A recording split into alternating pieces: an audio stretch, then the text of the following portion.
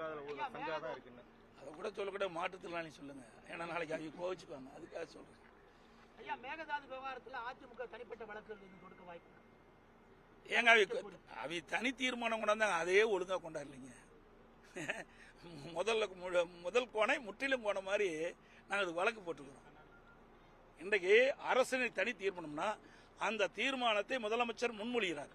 அது குறித்து தான் நாங்கள்லாம் சட்டமன்றத்தில் விவாதத்தில் பங்கு பெற்று பேசணும். பிறகு எதிர்க்கட்சி தலைவர் ஒன்றை சேர்த்து சொல்றாரு, நடுவர் மன்றம் ஒன்று அமைக்கணும்னு சொல்றாரு. அதை உடனே இந்த முதலமைச்சர் எந்த விதியும் பின்பற்றாம அவர் பதில் சொல்லிக்கிட்ட பொழுது இன்றைக்கு நடுவர் மன்றம் அமைப்பதற்கு மத்திய அரசு வற்புறுத்தும் சொல்றாரு. அது தவறு. 18/7/2026 எல்லா சட்டமன்ற உறுப்பினருக்கும் அரசின் தனி தீர்மானத்தை கொடுத்துட்டாங்க. அவையிலையும் காலையில் 19/7/2026 காலையிலையும் சட்டமன்றத்தில் வச்சுட்டாங்க. முதலமைச்சரும் அவர் முன்மொழிந்த தீர்மானத்திலையும் இந்த மேகதாது குறித்த முன்மொழி. ஆனா இந்த நடுவர் மன்றத்தை பற்றியே பேசல. 104 விதி என்ன சொல்லுதுன்னா, சட்டப்பேரவையினுடைய விதி எண் 104 இன்றைக்கு ஏற்கனவே அறிவிக்கப்பட்டு அரசியல் தனி தீர்மானத்தை முதலமைச்சர் முன்மொழிந்த பிறகு அதில் திருத்தம் கொண்டாலும் சரி, இல்லது கூடுதலான பொருள் சேர்த்த வேண்டும் என்றாலும் மீண்டும் முதலமைச்சர் அதை முன்மொழி வேணும். பிறகு விவாதத்துக்கு விட வேணும், வாக்கெடுப்பு வேணும். பிறகுதான் அந்த திருத்தத்தை அதில் இணைச்சு வெளியிட வேணும். அதையெல்லாம் இல்லைன்னு சொல்லி தான் நாங்கள் உயர்நீதிமன்றத்தில் வழக்கு போட்டுருக்கோம். சார், ஒரு அமைச்சர் சட்டமன்றத்திலே நான் ஒரு கிறித்துவர் பைபிளை படிக்கிறேன் அப்படின்லாம் சொல்றாரு. ஒரு மதசார்பின்மைக்கு இதா இருக்கு இல்லைங்க? அதில் சிக்கல் விட வேண்டாங்க, அந்த விவகாரத்தில் விட வேண்டாம். அதில் அதெல்லாம் அவருடைய உணர்வை பொறுத்து இருக்குது. அதில் நான் கருத்து சொல்ல விரும்பல. யாரு ஒட்டுமொத்தமா ஏமாத்திட்டாரு? ஓட்டு போட்ட மக்களுக்கு இந்த 100 நாள்ல என்ன கொடுத்திருக்காரு? அதிமுக ஆட்சியில் போடப்பட்ட திட்டம், திமுக ஆட்சியில் போடப்பட்ட திட்டம் வெற்றி வெற்றின்னு மக்களை ஏமாற்றினதுதான் மிகப்பெரிய ஏமாற்றம். ஏங்க, ஒரு ஆட்சி இருக்கின்ற பொழுது அந்த ஆட்சியில் ஒரு திட்டத்தை அறிவிக்கிறாங்க, அந்த திட்டத்துக்கு ஒரு பெயர் சொல்றாங்க.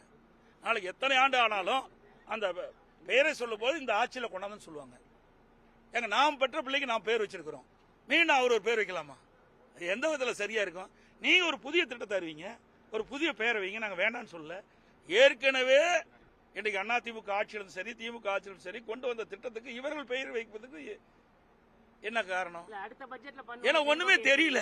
இதுல இருந்து வெளிப்படையா தெரியுது, அவர்களால் எதுவுமே எந்த ஒரு புதிய திட்டத்தையும் கொண்டு வர முடியல, பெயர் வைக்கவும் முடியல. அது வெற்றி வெற்றி வெற்றின்னு வச்சுக்கிட்டு அது வெற்றா போய்விட்டு.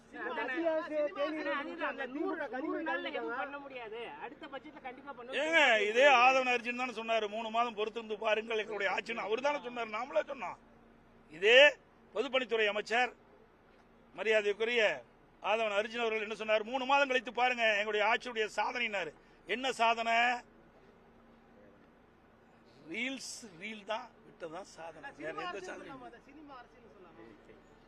நீங்க எப்படி வேணா வச்சுக்கலாம், உங்களுக்கு இந்த ஆட்சியில எப்படி வேணா வச்சுக்கலாம். ஆனா இன்னைக்கு கூட அவர் பேசி முடிச்சுட்டு கடைசியா மக்களே கான்பிடண்டா இருங்க நான் பாத்துக்கிறேன்றாருங்களே. அவரு கான்பிடண்டா தான் இருப்பாரு. மக்கள் வேற என்ன வழி? ஓட்டு போட்டாங்க, முதலமைச்சர் ஆயிட்டாரு. அப்படிதான் சொல்ல வேணும். இவர் மாலையில 5 மணிக்கு போனா அடுத்த நாள் 9 மணிக்கு தான் வெளியில் வராரு. எங்கேயாவது வெளியில பார்க்க முடியுதா? கையை காட்டிக்கிட்டு ஒரு சட்டமன்றத்தில் வந்தா வெவ்வேறு மாதிரி பேசுறாங்க. அதை நான் பேசுறதுக்கு தயாரா இல்லை. ஒரு சட்டமன்றத்துடைய விதிமுறையே மாறி போச்சு. இன்னைக்கு சட்டமன்றம்னா நம்முடைய முன்னோர்கள்லாம் அலங்கரித்த மன்றம், அது வரலாற்று சிறப்புமிக்க மாமன்றம் நம்முடைய தமிழ்நாட்டுடைய சட்டமன்ற மன்றம். ஆனா இன்றைக்கு சினிமாவில் சட்டமன்றம் இருக்கும்போது அது மாதிரி இப்போ காட்சி அளிச்சுட்டு இருக்கு.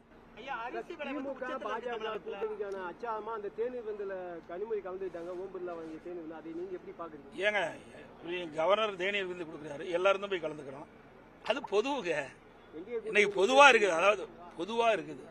இப்போ மேதக குடி நம்முடைய கவர்னர் தேநீர் விருந்து கொடுத்தா தமிழக வெற்றி கழகம் போவோம், அதிமுக திமுக போவோம். அது விருப்பங்க.